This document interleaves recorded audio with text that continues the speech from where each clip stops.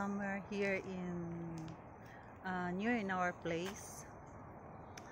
We're having fun, or we're having a picnic with my kids, with my children.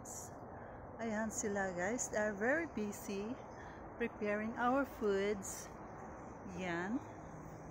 At papakita ko sa inyo guys ha. Kasi yung mga anak ko guys, mahilig kasi sila sa picnic, mahilig sila sa mga outings.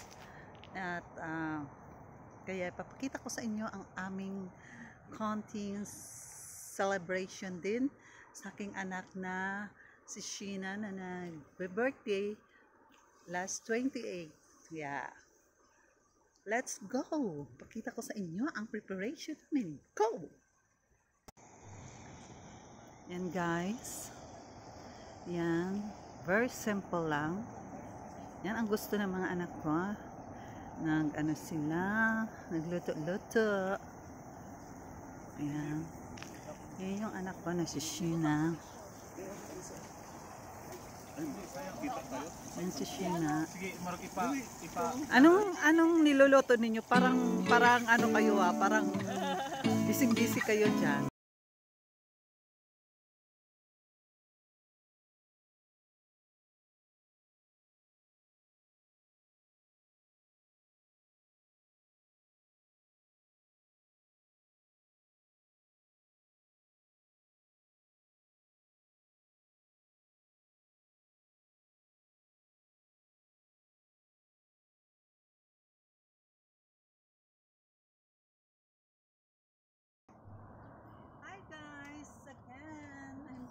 I'm back.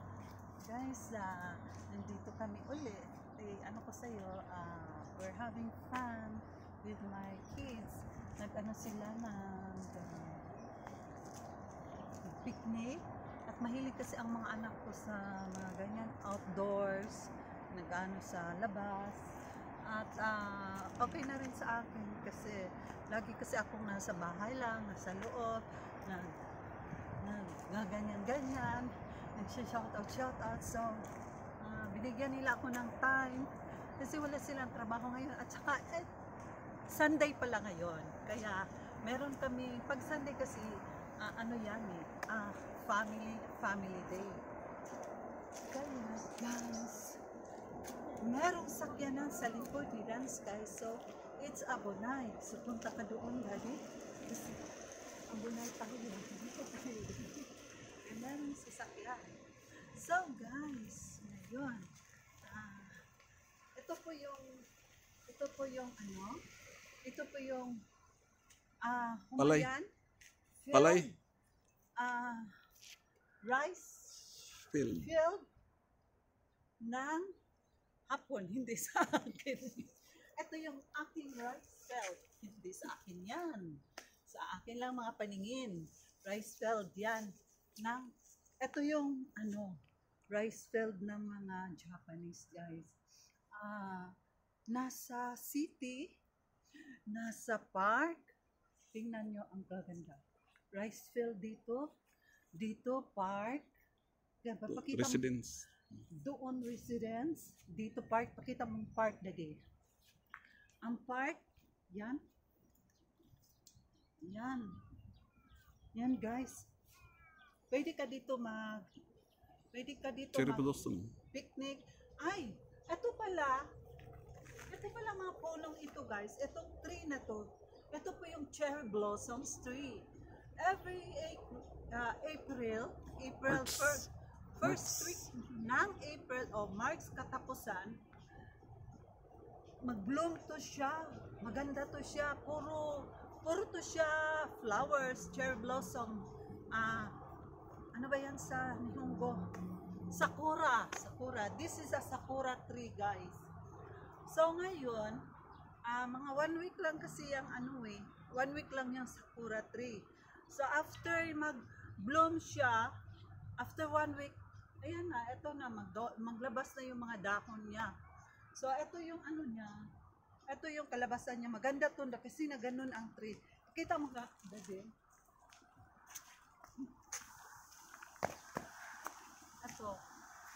So maganda to guys. pag season ng sakura, gaganyanan siya, oh.